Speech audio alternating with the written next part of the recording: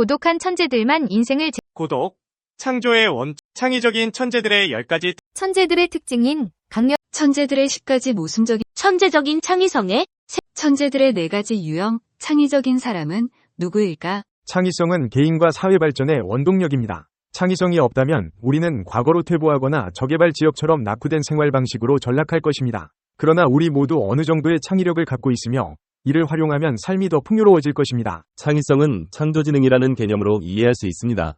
창조지능은 일반 지능과 달리 새로운 것을 얻으려는 욕구에 초점을 맞춥니다. 그리고 직관, 혁신, 상상, 영감의 4가지 유형으로 나뉩니다. 직관형은 과거 경험에 위존하여 결과 중심적으로 행동합니다. 지휘 잭 웰치가 대표적인 사례입니다. 혁신형은 문제 해결에 몰두하고 자료 분석을 중시합니다. 마리 퀴리가 이 유형에 속합니다. 상상형은 기회를 시각화하고 예술, 글쓰기에 능하며 윈스턴 처칠이 대표적입니다. 마지막으로 영감형은 사회변화에 주목하며 마틴 루터킹 주니어가 여기에 속합니다. 우리는 이 4가지 유형 중 한두 가지 이상의 특성을 지니고 있습니다. 개인의 창조지능은 타고난 소질이지만 교육과 환경의 영향을 많이 받습니다. 쇼팽은 연인의 도움으로 재능을 꽃피웠고 에디슨은 가난한 환경에서도 창의력을 발휘했습니다. 창의성은 그 유형과 정도가 다양할 뿐만 아니라 긍정과 부정의 양면성이 있습니다. 세계무역센터 공격 사례에서 보듯 창의성이 부정적으로 사용되기도 합니다. 그러나 창의성의 핵심은 불가능해 보이는 것을 가능케 하는 능력입니다. 창의적 사람들의 공통점은 자신의 일에 전념하고 열정을 갖는다는 것입니다. 그들은 주어진 것에 만족하지 않고 새로운 가능성을 모색합니다. 빈센트 반 고흐, 발명가 에디슨, 아인슈타인, 모차르트 등이 대표적입니다. 환경이 창의성 발휘에 영향을 미치기도 합니다. 사회가 창의성을 억압하면 개인의 능력은 제한됩니다. 반대로 격려하는 분위기라면 창의력은 더욱 날개를 펴게 됩니다. 따라서 조직과 사회는 구성원 개개인의 잠재력을 키워주는 데 힘써야 합니다. 창의성 측정은 어렵지만 창의력 분석표를 통해 자신의 숨은 재능을 파악할 수 있습니다.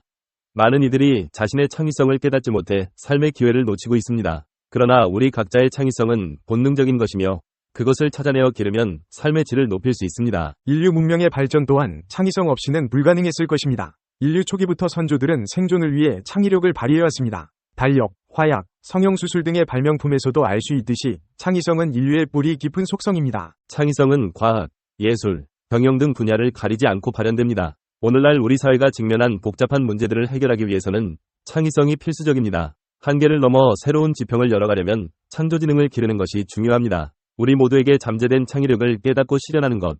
그것이 바로 더 나은 미래를 만드는 지름길일 것입니다. 이 비디오가 유용했다면 좋아요와 구독 버튼을 눌러주세요. 건강한 삶을 위한 더 많은 팁을 공유할 테니 계속해서 저희 채널을 지켜봐주세요. 감사합니다. 3가지 구성 요소. 개인의 창의적 능력이 영역과 현장에서 인정을 받고 해당 문화 영역에 포함되어 널리 알려질 수 있어야 창의성이다. 문명을 변화시키는 창의성은 한 개인의 머릿속에서 나오는 것이 아니다. 어떤 사고가 영향력을 갖기 위해서는 다른 사람들에게 이해 가능한 언어로 표현되어야 하며 현장에서 활동하는 전문가들의 검열을 통과해야 하고 해당 문화 영역에 포함되어야 한다. 창의성은 어디에서 오는가? 이 물음에 대한 가장 적절한 답은 창의성이란 3가지 주요 부분으로 이루어진 체계의 상호관계를 통해 관찰될 수 있다는 것이다. 영역, 현장과 개인이 바로 그런 것들이다. 그 첫 번째가 일련의 상징적 규칙과 절차로 이루어진 영역이다. 수학은 하나의 영역이며 좀 더 세분화한다면 대수와 정수 이론도 각각 하나의 영역으로 볼 수 있다. 다시 말해 영역이란 우리가 보통 문명이라고 부르는 특별한 공동체나 인류 전체가 공유하는 상징적 지식이다. 창의성 체계의 두 번째 요소는 영역으로 가는 길목에서 문지기 역할을 하는 사람들로 구성된 활동 현장이다. 현장에서 하는 일은 새로운 아이디어나 창작물을 그 영역 속에 포함시킬 것인지 아닌지를 결정하는 것이다. 예를 들어 시각예술의 현장은 미술교사, 미술관장, 미술수집가, 비평가, 문화를 관장하는 재단과 정보기관들로 이루어진다. 이러한 현장에서 새로운 미술 작품을 인정하고 보존하며 평가한다. 창의성 체계의 세 번째 요소는 개인이다. 창의성은 어떤 사람이 음악, 공학, 수학과 같은 주어진 영역이 상징을 사용해서 새로운 사고나 새로운 양식을 발전시키면 적절한 현장이 그러한 새로움을 선택해서 관련 영역에 포함시킬 때 가능해진다. 다음 세대는 그 새로움을 기존 영역의 일부로 만나게 될 것이며 만일 그들이 창의적이라면 다시 그 영역을 좀 더 변화시킬 것이다. 때로 창의성은 새로운 영역을 만들어내기도 한다. 갈릴레이는 실험 물리학을 창시했으며 프로이트는 기존의 신경병리학 영역에서 정신분석학을 개척했다. 그러나 그들의 후계자들이 현장에서 각각 독립적인 영역을 발전시키지 않았다면 갈릴레이와 프로이트의 생각은 영향력이 없었거나 흔적도 없이 사라져버렸을 것이다. 이러한 관점에서 보자면 창의성이란 새로운 변형을 만드는 행위나 사고 또는 작품을 말한다. 또한 창의적인 사람이란 한 영역을 변화시키거나 새로운 영역을 만들어내는 사고나 행위를 하는 사람을 지칭한다. 그러나 기억해둘 점은 어떤 영역도 소속 현장으로부터의 대내외적인 승인이 없으면 변화되지 않는다는 사실이다. 따라서 우리는 이제 몇 가지 결론을 내릴 수 있다. 우선 창의적인 사람이라고 해서 일반인들과 특별히 다르다고는 할 수 없다. 말하자면 어떤 사람이 창의적이 될 것인지를 결정하는 요인은 그의 창의적인 성향만으로는 부족하다. 중요한 것은 그 사람이 창조해낸 새로움이 영역에 포함되는 일이다. 그것은 기회와 인내심 또는 적시적소에 있었던 행운의 결과일 수 있다. 창의성은 영역, 현장 그리고 개인과의 상호관계로 이루어지기 때문에 개인의 창의적 성향은 어떤 영역을 변화시킬 만한 새로움을 만들어내는 일에 필요한 조건이 될 수는 있지만 필요 충분 조건은 될 수 없다. 사람은 자신이 접해보지 않은 영역에서 창의적이 될 수 없다. 아무리 뛰어난 수학적 재능을 가진 아이라고 해도 수학의 규칙을 배우지 않고는 수학에 공헌할 수 없을 것이다. 또한 규칙을 배운다고 해도 새로운 업적을 인정하고 입증해주는 현장이 없다면 창의성을 증명해 보일 수 없다. 어떤 아이가 적당한 책을 읽고 적당한 도움을 받으면서 스스로 수학을 배울 수는 있지만 영역을 변화시키기 위해서는 그 업적의 정당성을 증언해주는 교사들의 인정을 받아야만 한다. 또한 창의성은 기존의 영역과 현장에서만 입증될 수 있다. 예를 들어 이 부인은 보육에서 창의적이다 또는 이 여자는 지혜로움에서 매우 창의적이다라고 말하기는 어렵다. 왜냐하면 보육과 지혜는 인간의 생존을 위해 극히 중요한 부분이지만 특정한 규칙과 우선순위가 정해지지 않은 영역이며 창의적이라는 주장의 타당성을 판가름할 전문가들로 이루어진 현장이 없기 때문이다. 따라서 새로움이란 종종 우리의 생존과는 관계가 없고 좀 더 판단이 쉬운 영역에서 분명하게 드러나는 반면 우리에게 반드시 필요한 영역에서는 판단하기가 매우 어렵다는 모순을 안고 있다. 예를 들어 우리는 새로운 게임, 로그막 또는 경제이론이 정말 새로운지에 대해 합의를 볼 수 있지만 인간적인 이해와 동정에 관련된 활동에서는 새로움에 대한 의견의 일치를 보기가 쉽지 않다. 또한 창의성의 속성에는 종종 불가사의한 굴곡이 있다. 예를 들어 화가 라파엘로의 명성은 교황 줄리어스 2세의 궁정에서 전성기를 누렸지만 몇 번에 걸쳐 흥망성쇠를 거듭했다. 그레고리 멘델은 그의 사후 반세기가 지나서야 비로소 실험유전학의 창시자로 명성을 얻었다. 요한 세바스찬 바흐의 음악은 몇 세대 동안 유행에 뒤떨어진 것으로 여겨졌다. 여태까지 우리는 라파엘로, 멘델 그리고 바흐는 창의적이었으나 변덕스러운 사회적 인식과 함께 그 명성이 변화해왔을 뿐이라고 이해해왔다. 그러나 창의성을 위한 조건에 따르면 창의성을 우리의 인식과 분리해서 생각할 수는 없다. 멘델의 경우 그의 실험적 발견은 19세기 말 영국의 유전학자들이 진화론을 인정하기 전까지 그다지 중요하게 인식되지 않았고 따라서 그는 창의적인 인물이 아니었던 것이다. 라파엘로의 창의성은 미술사학, 미술 비평이론, 그리고 미적 감각의 변화에 따라 그 평가가 달라진다. 창의성의 구성 요소에 의하면 라파엘로는 16세기와 19세기에는 창의적이었으나 그 사이나 그 이후에는 창의적이 아니었다. 라파엘로는 사회가 그의 작품에서 감동을 받고 새로운 가능성을 발견할 때 창의적이 될 수 있었다. 그러나 그의 그림이 미술을 아는 사람들의 눈에 도식적이고 고리타분하게 보인다면 그는 기껏해야 뛰어난 제도공이나 꼼꼼한 채색가로 불려질 수 있을 뿐이다.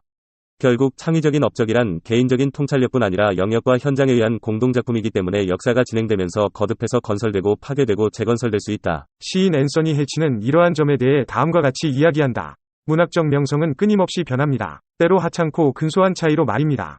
최근 영문학과 회의에서 한 동료 교수는 셰익스피어가 다른 건 몰라도 여자를 잘 이해하지 못했기 때문에 요즘은 그의 작품을 가르치는 것이 더 이상 중요하지 않다고 말했죠. 그때는 그 말을 그냥 흘려들었지만 좀 더 심각하게 생각해본다면 어떤 작가의 자리도 안전하지 않다는 것을 의미합니다. 명성은 끊임없이 변합니다. 그 의미는 좋을 수도 있고 나쁠 수도 있죠.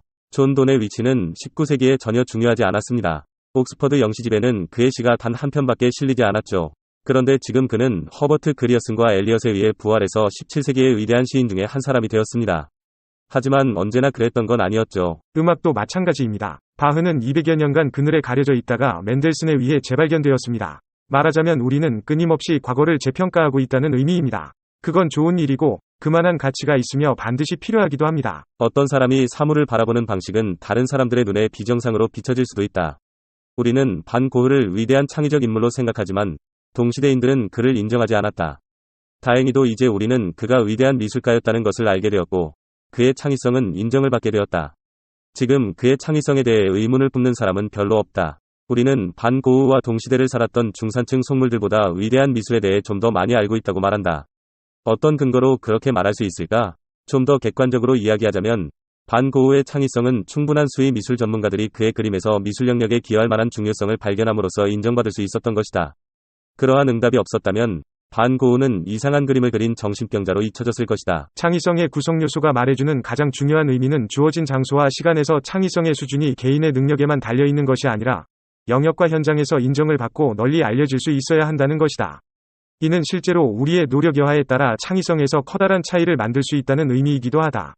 오늘날 많은 회사들은 시장 경쟁력에서 우위를 차지하기 위해 종업원들의 창의성을 개발하는 일에 많은 돈과 시간을 투자하고 있다. 그러나 그러한 프로그램들은 경영진이 수많은 새로운 아이디어로부터 유용한 아이디어를 선택하고 실행하는 방법을 발견하지 못한다면 아무 소용이 없을 것이다. 이 비디오가 유용했다면 좋아요와 구독 버튼을 눌러주세요. 건강한 삶을 위한 더 많은 팁을 공유할 테니 계속해서 저희 채널을 지켜봐 주세요. 감사합니다. 성향, 양면성의 매력. 창의적인 사람들은 어떻게 하면 이중성을 오가면서도 새로운 아이디어를 만들어내는 걸까요? 그들은 보통 우리가 상반되는 것으로 여기는 특성들을 동시에 지닙니다. 이들의 이중성은 복합성을 통해 나타납니다. 젊은이들을 관찰한 결과 그들은 양쪽의 성향을 동시에 지니는 것으로 나타났습니다. 우리는 대개 외향적인 사람이든 내향적인 사람이든 하나에 치우치기 쉽습니다. 그러나 창의적인 사람들은 이러한 이중성을 통해 새로운 아이디어를 발전시키고 혁신을 이끌어냅니다. 첫째, 창의적인 사람들은 활기차면서도 조용한 면을 함께 가지고 있습니다. 그들은 힘이 넘치는 분위기에서도 휴식을 취할 줄 아는데요. 이는 내부적으로 유리한 신체적 조건을 가진 것으로 보입니다. 그러나 그들은 이러한 활력을 내면에서 발산시키며 외부적인 시계에 의해 휴식을 취하지 않습니다. 이러한 능력은 유전적 혜택보다는 자기 통제와 몰두하는 정신에서 비롯됩니다. 둘째, 창의적인 사람들은 명석하면서도 괴로움을 겪을 수 있습니다. IQ가 높은 사람들은 기존의 규칙을 배우고 따르는데 능숙하지만 새로운 아이디어를 발전시키기 위해 질문하고 의심하는 능력은 떨어질 수 있습니다. 결국 IQ가 높을수록 창의성에 부정적인 영향을 미칠 수 있습니다. 셋째, 창의적인 사람들은 장난기와 극기를 함께 지닙니다. 장난기는 가벼운 기분으로 아이디어를 떠올리게 하며 극기는 그것을 실현시키는데 필요한 인내심과 끈질김을 제공합니다. 이러한 특성들은 상상과 현실 사이를 오가면서 새로운 아이디어를 발전시키는데 큰 역할을 합니다. 넷째, 창의적인 사람들은 상상과 현실 사이를 오가며 새로운 현실을 창조합니다. 예술과 과학은 현실을 넘어 새로운 세계를 창조하는 데 중요한데 이는 우리가 기존의 현실을 넘어 새로운 가능성을 발견하고 창조하는 과정입니다. 다섯째, 창의적인 사람들은 외향성과 내향성을 함께 지닙니다. 그들은 혼자 있는 시간을 즐기며 내적 성장과 탐구를 위해 노력합니다. 이는 외부 환경에 의존하지 않고도 자신의 역량을 개발할 수 있는 능력을 의미합니다. 여섯째, 창의적인 사람들은 겸손하면서도 자존심이 강합니다. 그들은 자신의 업적에 대해 자부심을 느끼지만 동시에 행운과 과거의 역사를 고려하여 겸손함을 유지합니다. 일곱째, 창의적인 사람들은 개방적이면서도 감성적인 성향을 지니고 있습니다. 이러한 성향은 다양한 경험을 통해 새로운 아이디어를 발전시키는 데 중요한 역할을 합니다. 여덟째, 창의적인 사람들은 개혁적이면서도 보수적인 성향을 갖고 있습니다. 그들은 새로운 아이디어를 창조하면서도 전통과 과거의 역사를 존중합니다. 아홉째, 창의적인 사람들은 열정적이면서도 객관적일 수 있습니다. 이러한 두 극단 사이를 오고 감으로써 새로운 아이디어를 발전시키고 혁신을 이끌어냅니다. 마지막으로 창의적인 사람들은 즐거움뿐만 아니라 고통과 역경을 겪는 경우가 많습니다. 그러나 이러한 고통은 새로운 아이디어를 발전시키는 데 필요한 역동적인 과정의 일부입니다. 결론적으로 창의적인 사람들은 양면성의 매력을 통해 새로운 아이디어를 발전시키고 혁신을 이끌어냅니다. 이들은 상반되는 특성을 조화롭게 결합시켜 새로운 가능성을 탐구하고 창조하는 데 중요한 역할을 합니다. 이 비디오가 유용했다면 좋아요와 구독 버튼을 눌러주세요. 건강한 삶을 위한 더 많은 팁을 공유할 테니 계속해서 저희 채널을 지켜봐 주세요. 감사합니다. 강렬한 흥미와 호기심은 어디서 오는 걸까? 천재들의 특징 중 하나인 강렬한 흥미와 호기심은 어디서 비롯되는 걸까? 이 질문은 심리학, 교육학, 창의성 연구 등 다양한 분야에서 중요한 주제로 다루어져 왔습니다. 특히 창의성과 지능이 만나는 지점에서 천재들이 특정 분야에 몰입하고 지속적인 흥미를 느끼는 이유는 무엇인지에 대한 탐구는 오래된 논쟁거리입니다. 이러한 흥미와 호기심이 어떻게 형성되고 유지되는지에 대한 명확한 해답은 아직 없지만 몇 가지 유력한 이론과 사례들을 통해 그 단서를 찾아볼 수 있습니다. 많은 연구에서 어린 시절의 경험과 환경이 천재들의 흥미와 호기심을 형성하는 데 중요한 역할을 한다고 주장합니다. 특히 아이가 특정 활동에 대해 칭찬이나 인정을 받을 때 그 활동에 대한 관심이 더 깊어지고 이는 곧 강한 흥미와 몰입으로 이어집니다. 어린 시절부터 미술에 재능이 있었던 피카소, 음악적 천재였던 모차르트, 그리고 문학에 깊은 흥미를 가졌던 니체 등 여러 천재들의 경우 그들의 흥미는 어릴 때부터 형성되었습니다. 가령 피카소는 미술 교사였던 아버지로부터 일찍부터 미술 교육을 받으며 주변 사람들로부터 재능을 인정받았습니다. 이처럼 영향력 있는 어른들의 칭찬과 관심은 아이가 특정 활동에 몰입하는 계기가 될 수 있습니다. 또한 이러한 외부의 인정은 아이가 자기 분야에서 더 나은 성과를 내도록 자극을 주며 자연스럽게 더 깊이 파고들게 만듭니다. 천재들의 흥미와 호기심을 설명하는 중요한 요인 중 하나는 경쟁에서 앞서가는 경험입니다. 단순히 타고난 재능보다도 자신이 속한 환경에서 두각을 나타내는 경험이 그들의 몰입을 더욱 강화할 수 있습니다. 이 점에서 경쟁이 흥미와 몰입을 유지하는 데 큰 역할을 한다는 주장은 설득력을 갖습니다. 예를 들어 어떤 아이가 그림을 잘 그린다는 이유로 또래들로부터 꾸준히 칭찬을 받는다면 그 아이는 자연스럽게 미술에 흥미를 느끼게 될 가능성이 높습니다. 중요한 것은 그 아이가 주변에서 더 뛰어난 경쟁자가 없거나 상대적으로 더 잘하는 아이로 평가받을 때입니다. 그가 경쟁에서 앞서 나간다는 경험은 미술에 대한 자신감을 높여주고 더 깊이 탐구하고 싶은 욕구를 자극합니다. 이 경험이 반복되면 아이는 자연스럽게 미술에 대한 지속적인 관심을 가지게 되며 이는 창의성과 결합되어 커다란 성과로 이어질 수 있습니다. 실제로 심리학자 미하이 칙센트미하이의 몰입 이론은 창의적 인물들이 특정 활동에 몰두할 수 있었던 이유를 설명하는 데 도움을 줍니다. 칙센트미하이는 사람들이 자신의 능력이 환경의 도전에 맞춰질 때, 즉 너무 쉽지도 않고 너무 어렵지도 않은 적절한 난이도의 활동에서 몰입을 경험한다고 주장합니다. 경쟁에서 앞서 나가는 경험은 이러한 몰입 상태에 진입할 수 있는 중요한 기회를 제공하며 천재들이 그들의 분야에 깊이 빠져들게 만듭니다. 천재들의 흥미와 호기심은 단순한 놀이나 활동에서 시작되지만 사회적 인정과 결합될 때 그들이 느끼는 흥미는 더욱 강력해집니다. 심리학자 에리크 에릭스는 인간의 발달 단계 중에서 정체성의 형성을 중요한 요소로 보았습니다. 천재들이 자신을 어떻게 인식하는가, 즉 자아 개념이 그들의 흥미와 호기심에 큰 영향을 미친다는 것입니다. 가령 음악에 재능을 보이는 한 소년이 있다고 합시다. 그 소년이 자신을 음악적 정체성을 가진 사람으로 인식하게 되면 음악에 대한 그의 흥미는 더욱 강해질 것입니다. 그는 스스로를 음악가로 규정하고 이 분야에서 더 큰 성취를 이루고자 하는 욕구를 가지게 됩니다. 반대로 그 소년이 자신의 재능을 무시당하거나 형제나 주변인들보다 부족하다고 느낄 경우 그는 그 분야에서 흥미를 잃을 수 있습니다. 인정받지 못한 재능은 사라질 위험이 큽니다. 따라서 천재들의 흥미와 호기심은 그들이 속한 환경에서 어떻게 자신을 인식하고 사회로부터 어떻게 인정받는가와 깊이 관련이 있습니다. 많은 천재들이 자신들의 재능을 발견하고 이를 강화해 나갈 수 있었던 이유는 그들이 스스로를 그 분야에서 남들보다 잘하는 사람으로 인식하게 된 경험 덕분입니다. 여기서 또 하나의 중요한 질문은 재능이 흥미를 낳는가 아니면 흥미가 재능을 낳는가 입니다. 대부분의 천재들은 타고난 재능을 바탕으로 활동을 시작했지만 시간이 지나면서 그 재능이 강렬한 흥미로 발전해 나가는 경우가 많습니다. 재능이 흥미를 촉발하고 흥미가 다시 재능을 강화하는 상호작용이 이루어집니다. 예를 들어 유명한 과학자 리처드 파인만은 어릴 적부터 물리학에 대한 흥미를 보였고 이를 통해 놀라운 성과를 거두었습니다. 그러나 파인만이 단순히 타고난 재능으로 성공한 것이 아니라 그가 느꼈던 강렬한 흥미가 그를 계속해서 물리학 연구에 몰입하게 만든 중요한 동력이었습니다. 이처럼 천재들은 그들이 흥미를 느끼는 활동에 더 많은 시간을 투자하고 그 결과 재능이 더욱 발전하게 되는 것입니다. 경쟁이 천재들의 흥미를 촉진하는 요인으로 작용하는 경우도 있지만 반대로 경쟁에서 뒤처지는 경험은 그들의 흥미를 약화시키거나 아예 사라지게 만들 수도 있습니다.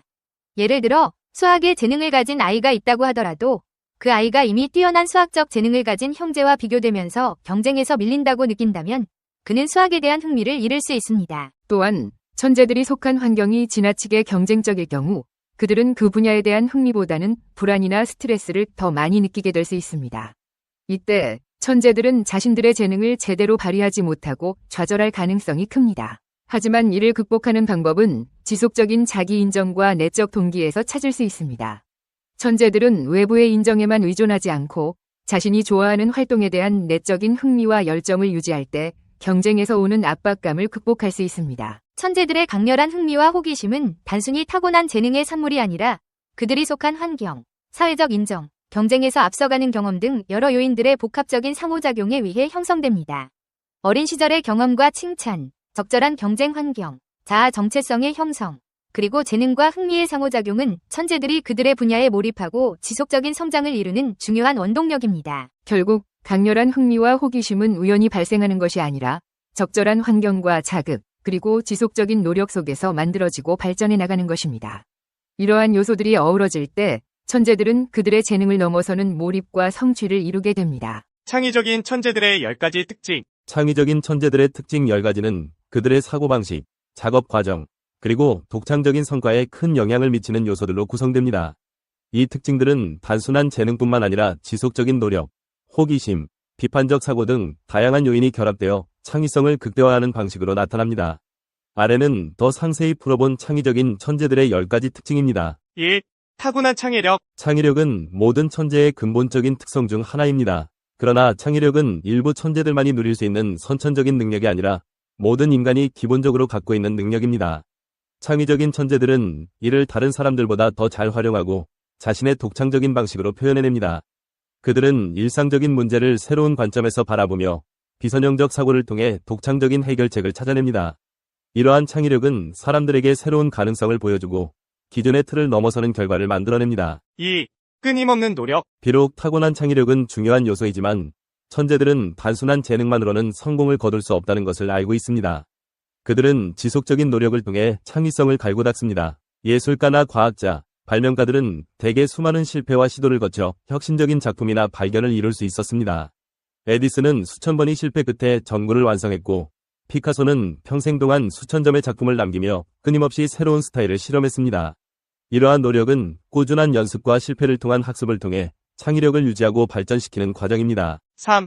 완벽에 대한 추구. 창의적인 천재들은 중간에 멈추는 법이 없습니다. 그들은 항상 완벽을 추구하며 90%의 완성도를 100%의 결과로 끌어올리기 위해 몇 배의 노력을 기울입니다.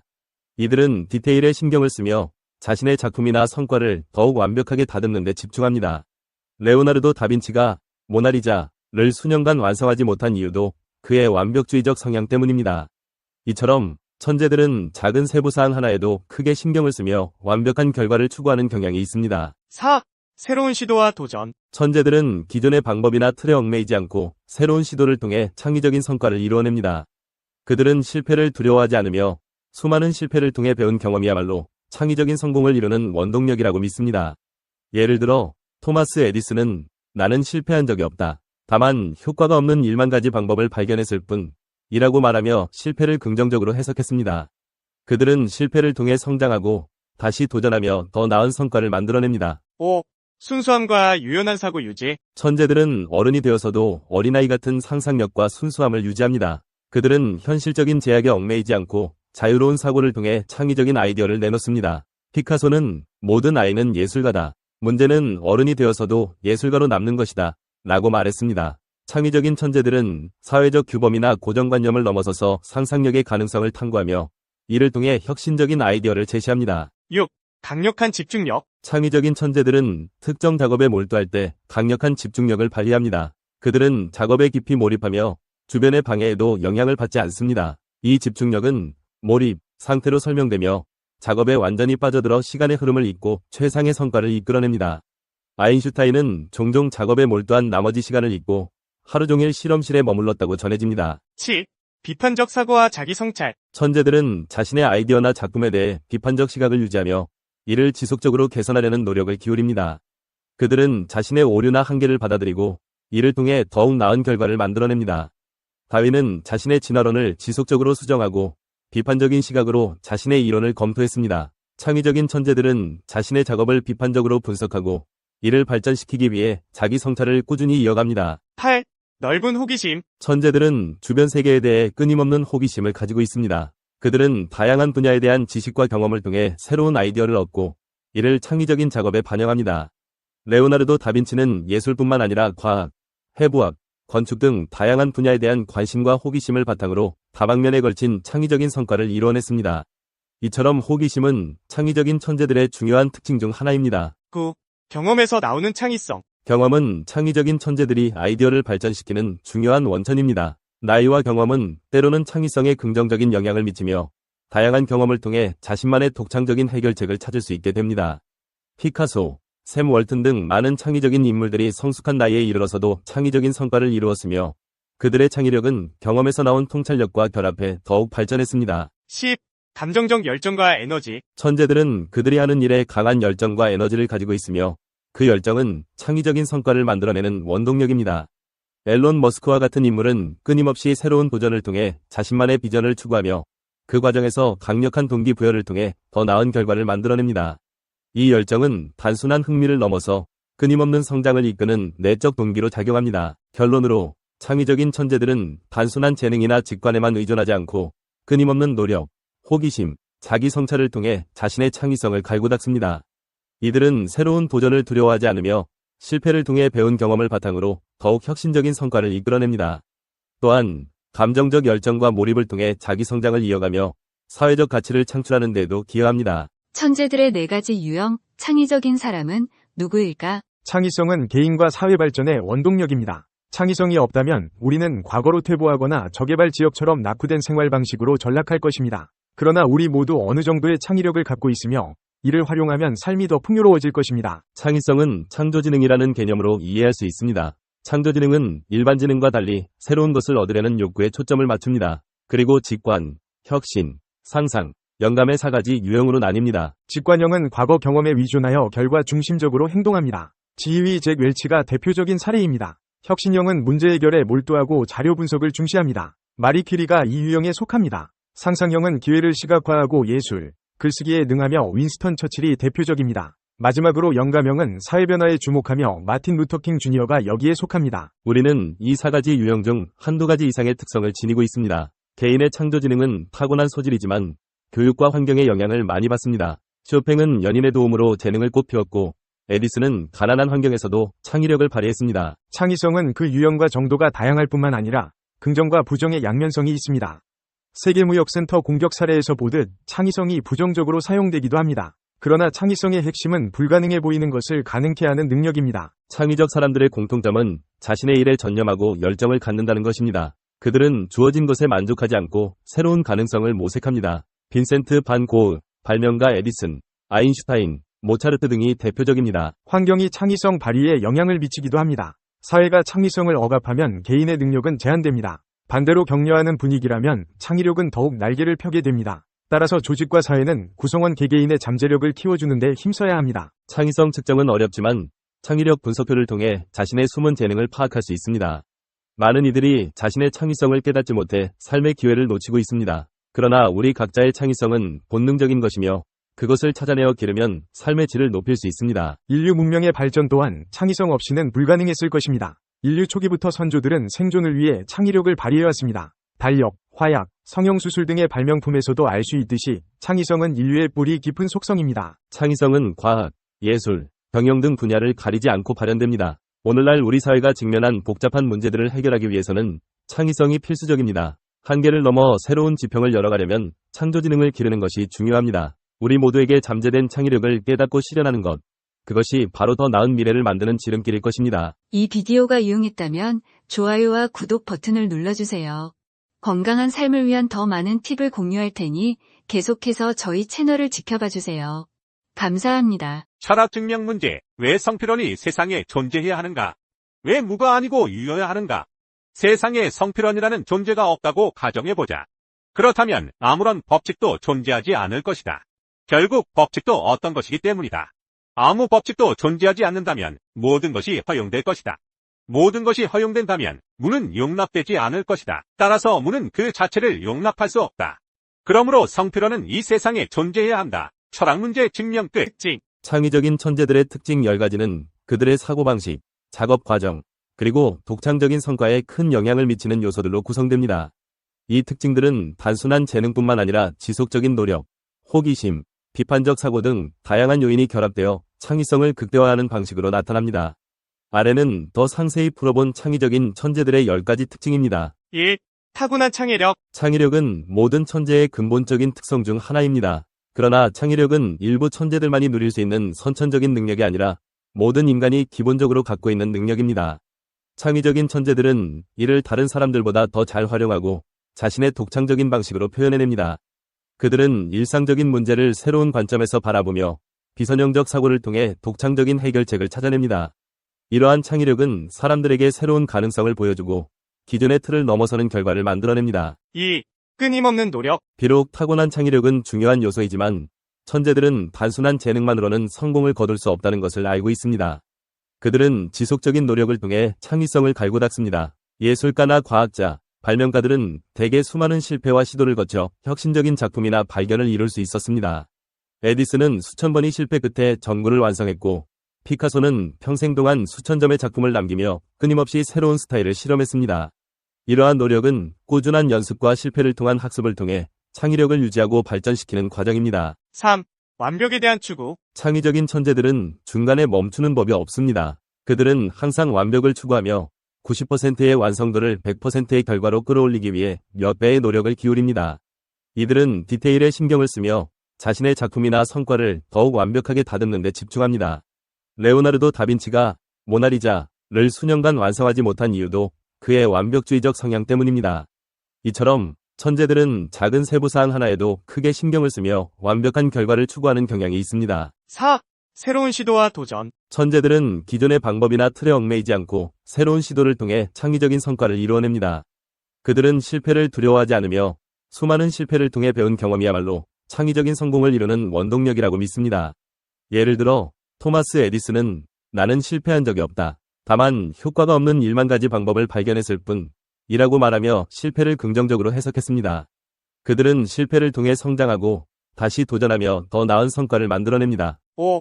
순수함과 유연한 사고 유지. 천재들은 어른이 되어서도 어린아이 같은 상상력과 순수함을 유지합니다. 그들은 현실적인 제약에 얽매이지 않고 자유로운 사고를 통해 창의적인 아이디어를 내놓습니다. 피카소는 모든 아이는 예술가다. 문제는 어른이 되어서도 예술가로 남는 것이다. 라고 말했습니다. 창의적인 천재들은 사회적 규범이나 고정관념을 넘어서서 상상력의 가능성을 탐구하며 이를 통해 혁신적인 아이디어를 제시합니다. 6. 강력한 집중력. 창의적인 천재들은 특정 작업에 몰두할 때 강력한 집중력을 발휘합니다. 그들은 작업에 깊이 몰입하며 주변의 방해에도 영향을 받지 않습니다. 이 집중력은 몰입 상태로 설명되며 작업에 완전히 빠져들어 시간의 흐름을 잊고 최상의 성과를 이끌어냅니다. 아인슈타인은 종종 작업에 몰두한 나머지 시간을 잊고 하루 종일 실험실에 머물렀다고 전해집니다. 7.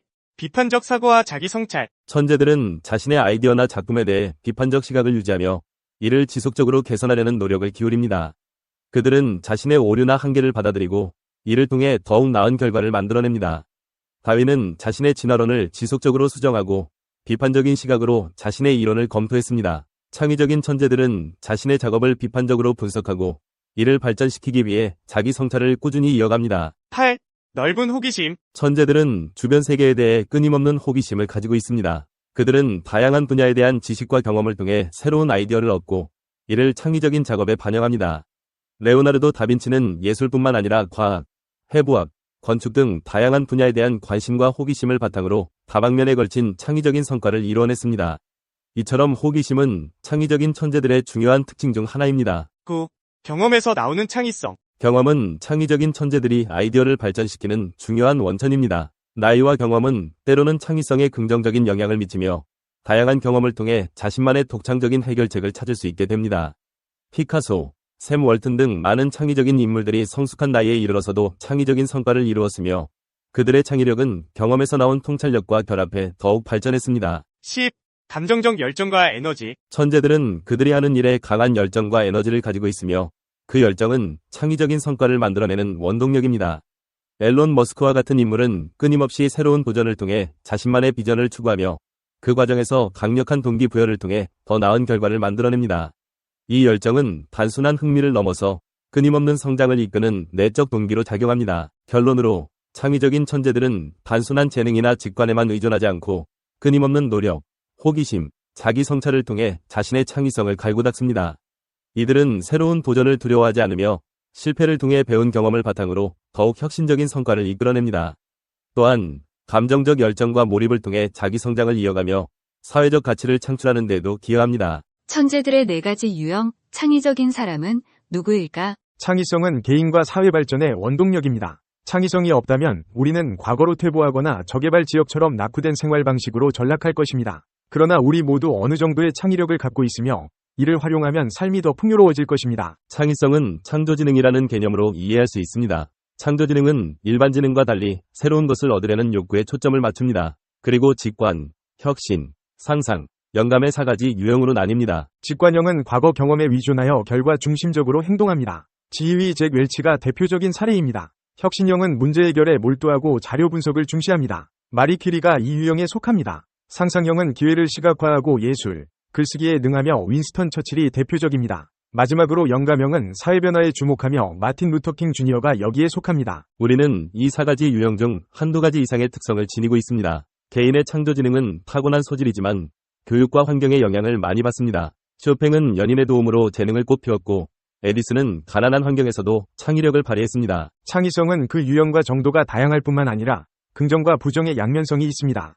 세계무역센터 공격 사례에서 보듯 창의성이 부정적으로 사용되기도 합니다. 그러나 창의성의 핵심은 불가능해 보이는 것을 가능케 하는 능력입니다. 창의적 사람들의 공통점은 자신의 일에 전념하고 열정을 갖는다는 것입니다. 그들은 주어진 것에 만족하지 않고 새로운 가능성을 모색합니다. 빈센트 반 고흐, 발명가 에디슨, 아인슈타인, 모차르트 등이 대표적입니다. 환경이 창의성 발휘에 영향을 미치기도 합니다.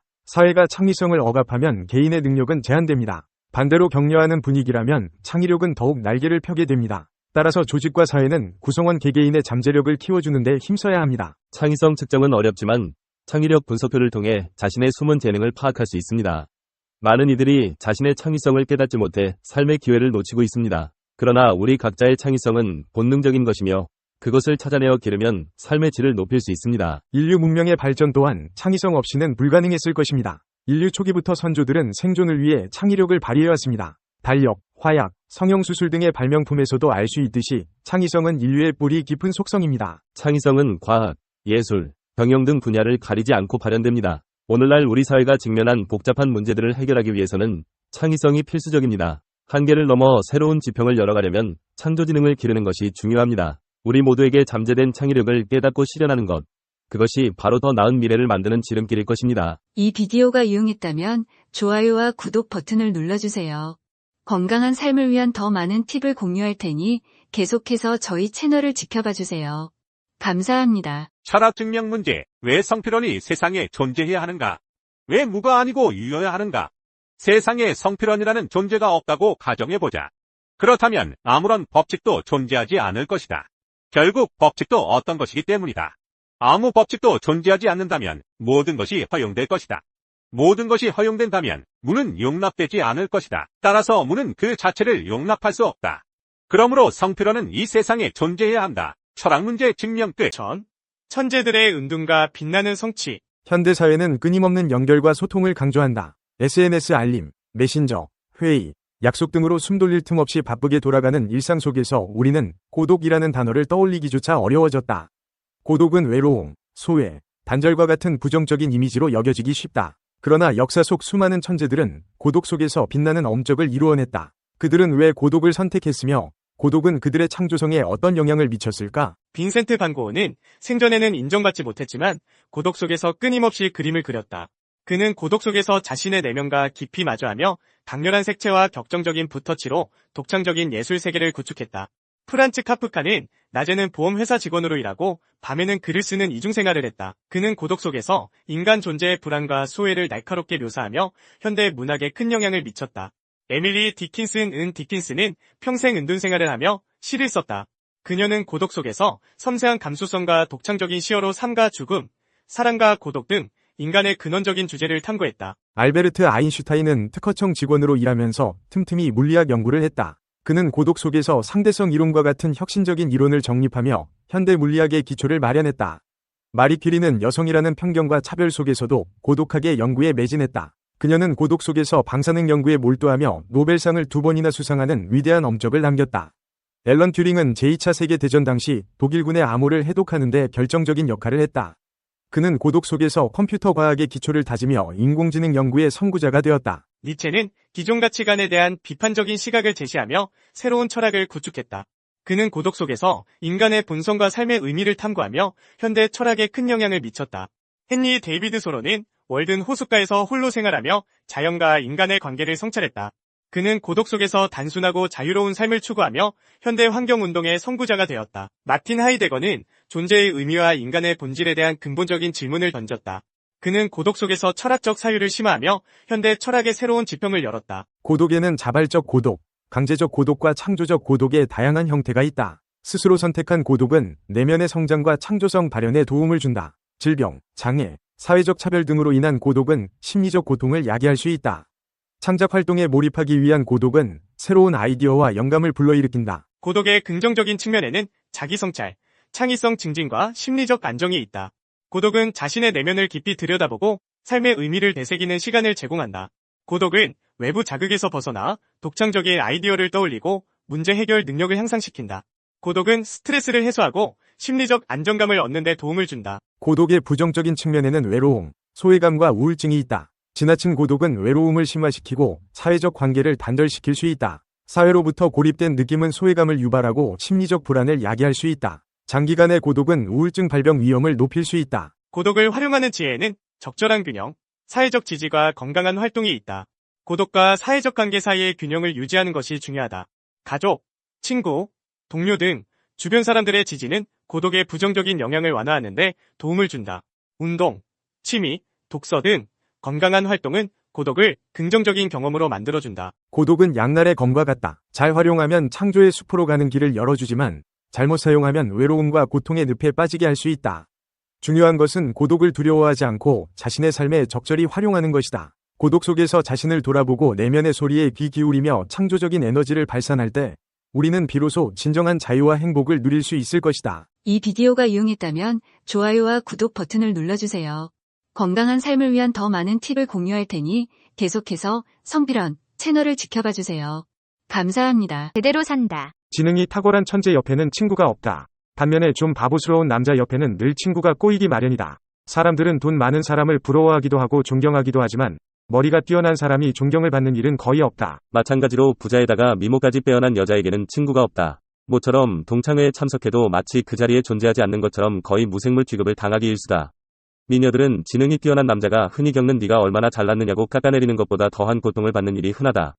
미모가 뛰어난 여자들이 동창회에 거의 참석하지 않는 것도 바로 그 때문이다. 그에 반해 못생긴 여자가 지위나 신분이 뛰어나면 환영을 받는다. 사람들은 자신에게 의협이 안 되는 기쁨을 주는 사람과 가까이 하려는 본능이 있다. 그런 사람은 남자는 지능이 좀 모자란 사람이고 여자는 예쁘지 않은 사람이다. 지능이 뛰어난 남자와 빼어난 미모의 여자가 친구가 없는 것은 그 때문이다. 그래서 쇼펜하우어는 고독한 천재들만 인생을 제대로 산다고 주장하면서 고독을 이렇게 찬양했다. 천재는 어떤 분야에서 뛰어난 감각과 통찰력으로 참된 이지적인 생활에 몰입하는 사람들이다. 천재는 최소한 남의 간섭이나 개입을 원하지 않기 때문에 자기 전문직에 몰두할 수 있다.